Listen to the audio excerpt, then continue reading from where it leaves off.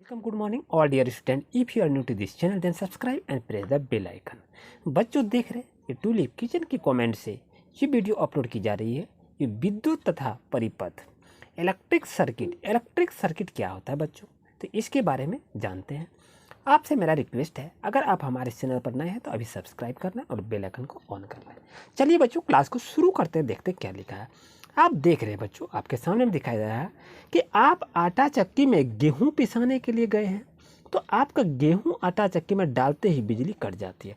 तो समझने वाली बात है, जब भी आप गेहूं पिसाने जाते हैं तो वहाँ पर जो मोटर लगी रहती है तो वो मोटर बिजली से चलती है, और जब वो लाइन कट जाता है तो क्या होता है, वो मोटर बंद हो जाता है। जब मोटर बंद हो गया तो वहाँ क्या होता है, वो विद्युत परिपथ जो होता है वो कट जाता है, और जब लाइन चालू रहता है तो वो विद्युत परिपथ वो पूरा कर लेता है। तो उम्मीद है आप समझ गए होंगे कि विद्युत तथा परिपथ क्या होता है। आइए इसकी विस्तृत जानकारी लेते हैं।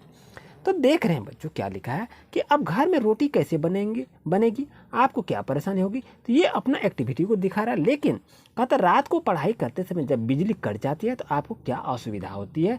जब बच्चों बिजली कट जाती है तो हमको काफ़ी समस्या हो जाती है, हम कैसे पढ़ेंगे।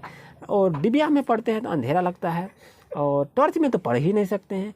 और मम्मी पापा आपको CF लेकर रखें तो उससे भी इमरजेंसी भी आप जला सकते हैं, उससे पढ़ सकते हैं। लेकिन यहाँ कहना है कि जीवन में अनेक कार्य होते दिखते हैं, जैसे घरों में विद्युत बल्ब का जलना, मोटर की सहायता से कुओं से पानी निकालना। आपके घर में आप देखें कि आपके घर में कुएं में मोटर लगाया हुआ है कि आप स्विच को देते हैं ऑन करके, तो फुट से देखिए मोटर आपका चालू शुरू हो जाता है, चलना होता है। आप लोग क्या अच्छी तरह से पानी को ले लेते हैं, नहाते हैं, कपड़े को धोते हैं। तो इस तरह से मोटर की जो व्यवस्था है वो कैसे चला बच्चों, वो आपके बिजली के सहारे से चलता है, और बिजली जब तक नहीं रहेंगे तो मोटर को हम चला नहीं पाएंगे, और पानी भी उससे हम निकाल नहीं पाएंगे। कहा था इसके अतिरिक्त कौन सी विद्युत युक्तियाँ हैं जिसमें विद्युत का उपयोग होता है, तो इसकी सूची बनाइए, यानी किस किस चीज़ में विद्युत उपयोग होता है, तो उसकी सूची बनाने के लिए कहता है। आइए देखते हैं क्या लिखा है कि विद्युत हमें बिजली घर से प्राप्त होती है। बिजली घर में देखते हैं, कहते हैं बिजली ऑफिस में। पैसा कहाँ जमा करना है, बिजली ऑफिस में। जब आप लोग बच्चे आप बिजली को यूज करते हैं तो उसके लिए सरकार हम लोगों से पैसा वसूल करती है, और वो पैसा कहाँ जमा होता है, वो बिजली घर में जमा होता है। तो आप समझ गए होंगे, आपके घर में भी लाइन है तो उसका पैसा सरकार के पास जमा करना पड़ता है, और उसके लिए एक ऑफिस खोल दिया जाता है जहाँ जाके पैसे को जमा करना होता है। तो विद्युत तार की सहायता से हर जगह पहुँचाई जाती है। यानी बिजली को कैसे पहुँचाई जाती है, तो विद्युत तार के द्वारा से पहुँचाई जाती है, क्योंकि विद्युत तार बिजली का सुचालक होता है, जिसके माध्यम से जिस वस्तु को हम सुचालक कहेंगे उसके माध्यम से क्या होता है, बिजली एक स्थान से दूसरे जगह ट्रांसफर होती है, चली जाती है और जाती रहती है। कहता कभी कभी विद्युत की आपूर्ति ठप हो जाती है, तब ऐसी स्थिति में आप क्या करेंगे, तो टॉर्च की सहायता से भी इस समस्या का समाधान हो सकता है। बच्चों क्या कहता है कि जब आपकी रोशनी चली जाती है तो हम लोग क्या करते हैं, आप देखें कि टॉर्च की रोशनी से भी काम करते हैं। बच्चों देख रहे हैं ये आपके सामने में क्या है, टॉर्च आपके सामने में दिखाई दे रहा है। इस टॉर्च को जब हम लाइट मेरा कट जाता है तो क्या बांटते हैं, भुक लाइट हो गया, देखिए जल गया ना, ये देखिए लाइट आपका जल गया, ये देखिए बंद हो गया, फिर जलाएंगे भुक जल गया, है कि नहीं। देखिए अभी हमको इमरजेंसी में काम है तो जला दिए, ये जलाना। तो इसके अंदर क्या है, बैटरी लगा है, ये विद्युत परिपथ का कार्य कर रहा है, विद्युत सर्किट काम कर रहा है। इस तरह से ये विद्युत मेरा क्या है, ये बैटरी जो है अंदर में वही आपका बिजली घर बन गया। आइए इसको अच्छी तरह से देखते हैं क्या किस तरह से यहाँ लिखा हुआ है। बच्चों ध्यान रहे, ये कहा था टॉर्च, तो टॉर्च क्या होता है, तो यही तो टॉर्च है। आप कहते हैं टॉर्च क्या है, यही तो टॉर्च है ना। आप अच्छी तरह देख लिए होंगे। तो यहाँ देख रहे हैं बच्चों क्या लिखा है टॉर्च में बल्ब और एक स्विच होता है, स्विच दबाने पर टॉर्च प्रकाश देने लगता है। यहाँ देख रहे हैं आपके पास ये स्विच है, ये देखिए स्विच है, फुट हो ऐसे हो गया, और आगे करेंगे ऑन हो जाएगा, देखिए जल रहा है ना ये। तो ये देखिए ये आपका ऑफ हो गया, ये आपका ऑन हो गया, देखिए।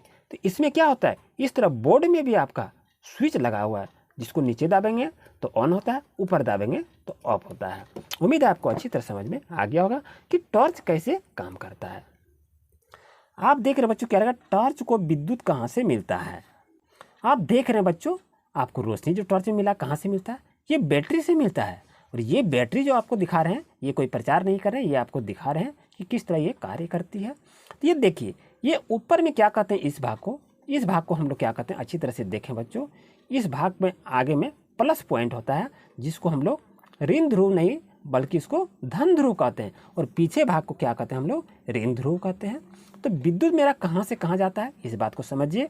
आपकी विद्युत परिपथ धन ध्रुव से होते हुए ऋण ध्रुव की ओर आती है, और ये देख रहे हैं आपका पास ये बैटरी का एक सिंबल लगा हुआ है, ये बैटरी आपका दिखाई दे रहा है, और ये आगे में टोपी जो लगा हुआ है ये आपका प्लस ध्रुव कहता है, और ये नीचे में जो होता है ये माइनस ध्रुव है, जो कि आप बैटरी में देख रहे हैं।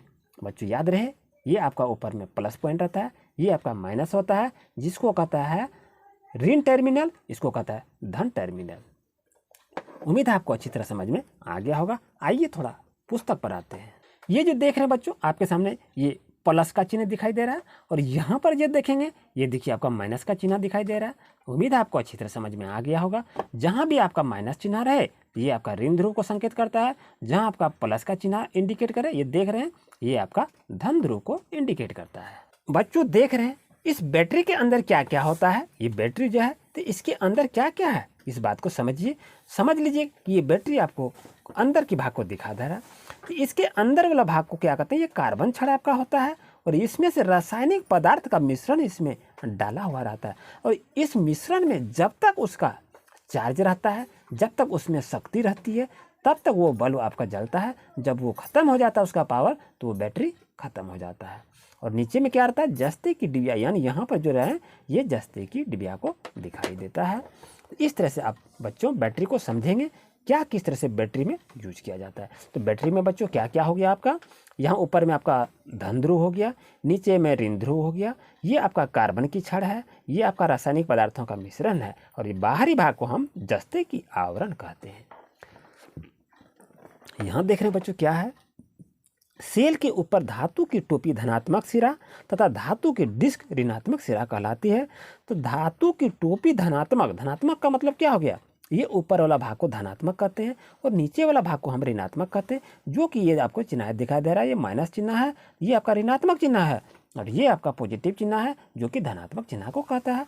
वही इसमें कहा जा रहा है कि सिरों को ऋण टर्मिनल कहते हैं, यानी धनात्मक सिरा को धन टर्मिनल तथा ऋणात्मक सिरा को ऋण टर्मिनल कहते हैं। यानी ऋण टर्मिनल क्या हो गया बच्चों, ये आपका ऋण टर्मिनल हो गया, और यहाँ ऊपर में आपका धन टर्मिनल हो गया। समान बोलचाल की में क्या कहता है बच्चों, सेल को लोग बैटरी कहते हैं, परंतु एक से अधिक सेल मिलकर बैटरी कहलाते हैं। जब एक बैटरी को लगाएंगे फिर दूसरी बैटरी को लगाएंगे तो ये आपका क्या कहेगा, सेल कहेगा। ये देख रहे हैं ये एक सेल हो गया, ये दूसरा सेल हो गया बच्चों, याद रहे। तो ये दोनों मिला देने से क्या हो गया, ये सेल हो गया, जिसको कहते हैं एक बैटरी को कहा जाता है। इसमें कहा था इस प्रकार के सेल शुष्क सेल के रूप में जाने जाते हैं। ये आपका सेल कैसा है, ये शुष्क सेल का उदाहरण होता है। इसमें रासायनिक पदार्थ भरे होते हैं। जब हम सेल का उपयोग करते हैं तो ये रासायनिक पदार्थ अभिक्रिया कर विद्युत पैदा करते हैं। कहता है कि जब ये दोनों आपस में सटाते हैं और इसमें बल्ब को लगाते हैं तो वो क्या करता है, दोनों बल्ब आपस में ये बैटरी मिलने से वो बल्ब जलना शुरू हो जाता है। तो इसमें क्या होता है, ये विद्युत परिपथ को वो पूरा कर देता है। तो इससे ये हम जानते हैं कि रासायनिक पदार्थ अभिक्रिया कर विद्युत पैदा करते हैं। जब ये रासायनिक पदार्थ खर्च हो जाते हैं तो सेल काम करना बंद हो जाता है। इसके अंदर जो रासायनिक पदार्थ है वो धीरे धीरे कम हो जाता है, तो हम लोग क्या कहते हैं, बैटरी खत्म हो गया। बैटरी खत्म कैसे हो गया, बैटरी तो ये ठीक है ना, लेकिन इसके अंदर में जो होता है पावर वो खत्म हो जाता है। उम्मीद है आपको अच्छी तरह समझ में आ गया होगा, कहीं भी कोई प्रॉब्लम नहीं होनी चाहिए। अब आते देखते हैं कि ये अधिकतर ये जो चित्र लगा रहता है, इस चित्र को क्या संकेत करता है, इस चित्र को ये संकेत करता है कि इसे छूइएगा नहीं, इसको छूने के बाद आपको खतरा रहता है, या इसमें 220 वोल्ट का पावर है, या इसमें 11,000 वोल्ट का पावर है। अगर आप उसे छुएंगे तो आप शॉर्ट सर्किट हो सकते हैं, आपके जान को खतरा हो सकता है, इसलिए ऐसा इंडिकेट चिन्ह रहता है। बच्चों जहाँ भी ऐसा चिन्ह देखेंगे उसे टच नहीं करेंगे, इसे नहीं छुइएगा, इससे हानि होता है। आइए देखते हैं क्या लिखा है कि आसपास में विद्युत उपकरणों में विद्युत खंभों में इस प्रकार के चित्र लगे रहते हैं, यानी जहां पर विद्युत लाइनें क्रॉस करती है वहां पर ये बोर्ड लगा हुआ रहता है।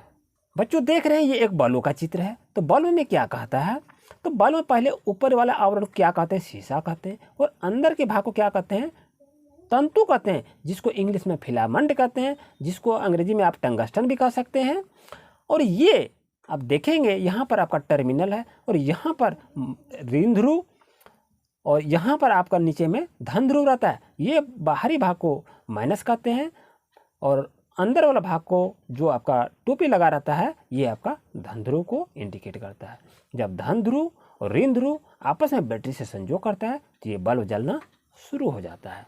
यहाँ देख रहे हैं बच्चों क्या है, प्रकाश उत्सर्जित करने वाले पतले तार को तंतु कहते हैं, यानी अंदर में जो तार रहता है वो फिलामेंट कहते हैं, उसी से वो बल्ब जलता है। अब इसमें कहता है इसमें दो मोटे तार के स्तंभ होते हैं, यहाँ बगल में दो मोटे तार के स्तंभ होते हैं। चलिए थोड़ा सा इसको देख लेते हैं। ये जो देख रहे हैं बच्चों आपके पास दो फिलामेंट ये पोल खड़ा रहता है और यहाँ पर आपका क्या रहता है, यहाँ पर फिलामेंट रहता है, जिसको यहाँ जलाने पर ये लाइन को जब दिया जाता है तो ये बल्ब जलने लगता है। तो आप देख रहे हैं बच्चों यहाँ पर क्या दिखाई दे रहा है, ये परिपथ कहता है कि कैसे यूज होता है, इसको जरा देखकर अच्छी तरह से समझें। यहाँ पर जो देख रहे हैं बच्चों आपका ए में कहता है कि यहाँ पर कहता है इन सभी प्रकार की व्यवस्था को ध्यान से देखकर उनके बल्ब दीप्त होता है या नहीं होता, व्यवस्था की तुलना कीजिए। यहाँ कहता है कहीं लाइन कट जाता है या कहीं पर खाली रहता है या कहीं पर पिन लगा दिया जाता है, कहीं पर लकड़ी लगा दिया जाता है। तो जहाँ पर लकड़ी लगा दिया जाए, जहाँ से लाइन को काट दिया जाए तो उसमें परिपथ पूरा नहीं होता है तो वो बल्ब नहीं जलता है। यहाँ पर देखिए ये बल्ब नहीं जल रहा है, यहाँ पर ये बल्ब जल रहा है, यहाँ पर बल्ब नहीं जल रहा है, क्योंकि जहाँ रबड़ का बैंड लगा देंगे उससे विद्युत धारा प्रवाहित नहीं होती है। यहाँ पर देखिए आपका बल्ब यहाँ नहीं जल रहा है, तो यहाँ पर इस तरह ये कहा जाता है कि इसमें से विद्युत धारा प्रवाहित नहीं हो पाती है। यहाँ भी विद्युत धारा प्रवाहित नहीं होती है और यहाँ पर विद्युत धारा प्रवाहित होती है। उम्मीद है बच्चों आप अच्छी तरह समझ गए होंगे कि ये क्या कह रहा है इस बात को। बच्चों अब समझते कि विद्युत परिपथ क्या होता है। कहता ऊपर के क्रियाकलाप में आपने जिस संयोजन बल्ब को दीप्त होते हुए देखा, उस व्यवस्था में विद्युत सेल के दो टर्मिनल बल्ब के दो टर्मिनल से जुड़ गए और इनके बीच संयोजन तार भी भंग नहीं है। कहने का मतलब ये होता है कि जब भी ये बैटरी से दोनों सिरा से होते हुए बैटरी को जोड़ा जाता है तो वो विद्युत बल्ब जल उठता है, क्योंकि ये दोनों ध्रुवों से विद्युत परिपथ पूरा कर लेता है जिससे बल्ब जलता है।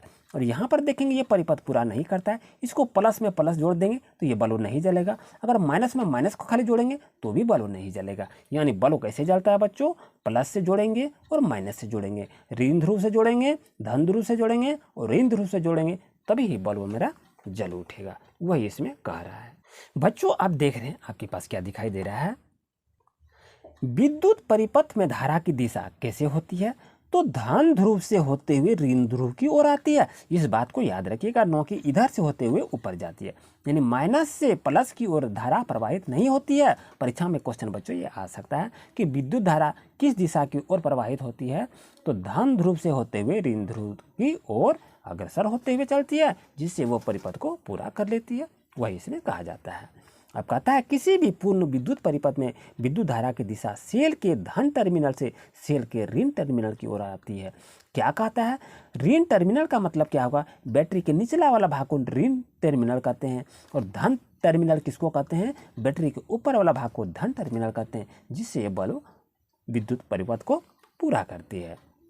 बच्चों अब कहता है विद्युत बल्ब का विद्युत परिपथ में सही संयोजन के बाद भी बल्ब नहीं जलना, यानी यदि सही ढंग से हम बल्ब को लगा दिए अगर वो नहीं जल रहा है, इसका मतलब है कि मेरा बल्ब फ्यूज हो गया है, उससे विद्युत कंडक्ट पूरा परिपथ को पूरा नहीं कर पा रहा है। यही इसमें कह रहा है कि बल्ब कैसे खंडित। देखिए यहाँ पर बल्ब आपका क्या है, ये बल्ब फ्यूज हो गया है, बैटरी भी लगा दिया जाएगा तो ये बल्ब नहीं जलेगा, क्योंकि यहाँ से लाइन भी जाएगा आपका यहाँ से, लेकिन यहाँ से लाइन गया, यहाँ से लाइन भी गया, लेकिन ये दोनों आपस में नहीं जुटेगा तो ये क्या होगा, बल्ब नहीं जलेगा।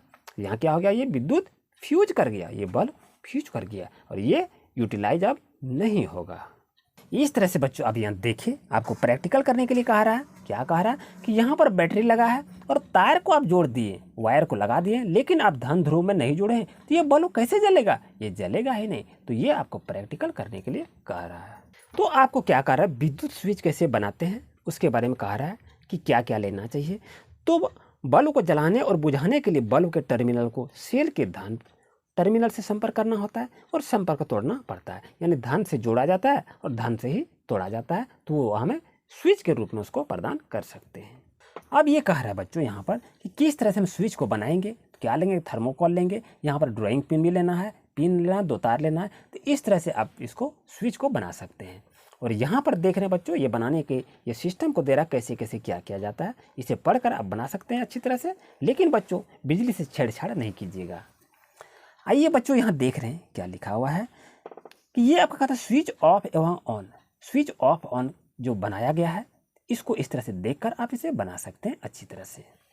अब यहाँ कहता है बच्चों कि विद्युत चालक तथा विद्युत रोधक ये क्या होता है। कहता है विद्युत बल्ब जलाने के लिए आपके धातु के तार का उपयोग किया जाता है। यह भी देखा कि विद्युत परिपथ के भंग होने पर विद्युत बल्ब नहीं जलता है, यानी फ्यूज होने पर बल्ब नहीं जलता है। और धातु के तार के स्थान पर यदि धागे का उपयोग कर विद्युत परिपथ बनाया जाए तो भी नहीं जलेगा, क्योंकि उससे विद्युत परिपथ पूरा नहीं करता है। यही इसमें कहा जा रहा है। ये आपको देखने के लिए दिखाया गया बच्चों कि क्या क्या किस तरह चीज़ को हम उपयोग करते हैं।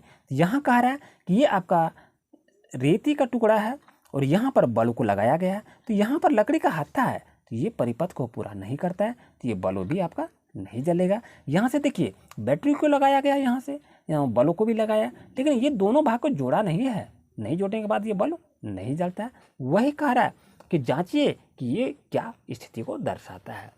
इस तरह से बच्चों आप देखें कि विद्युत चालक एवं विद्युत रोधक किस तरह से काम करता है। उम्मीद है आपको अच्छी तरह समझ में आ गया होगा कि क्या विद्युत सर्किट क्या होता है।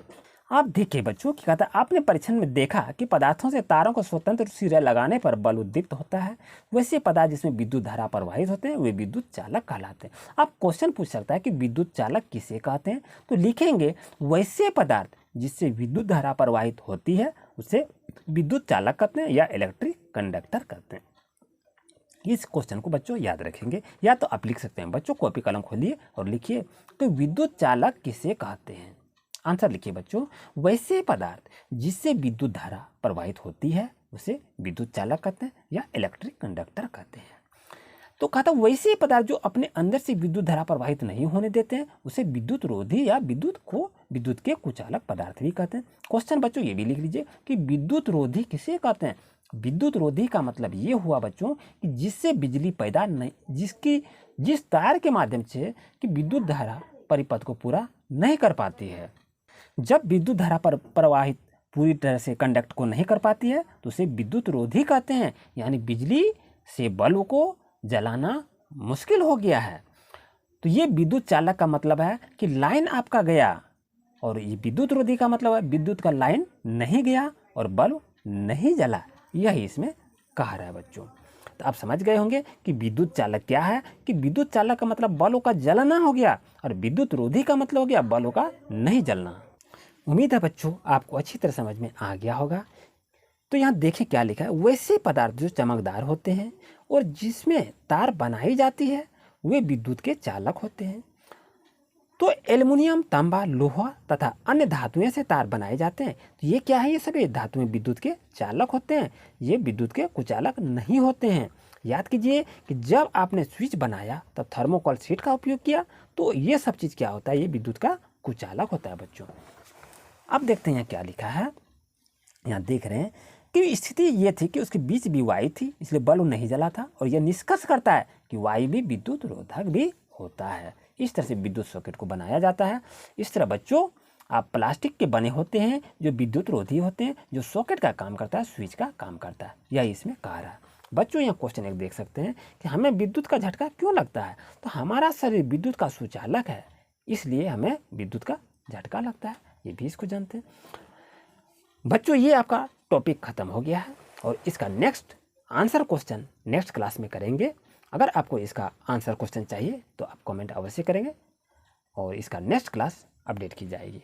मेरी वीडियो को आप अंत तक देखें, आपको बहुत बहुत धन्यवाद बच्चों। वीडियो को ज़्यादा से ज़्यादा शेयर करें, बच्चों को जोड़ते चलें और क्लास में आप इंजॉय करके अच्छी तरह से पढ़ाई करते रहें बच्चों। ये क्लास 6 विज्ञान किताब की आज अध्ययन किए। उम्मीद है आपको अच्छी तरह समझ में आ गया होगा।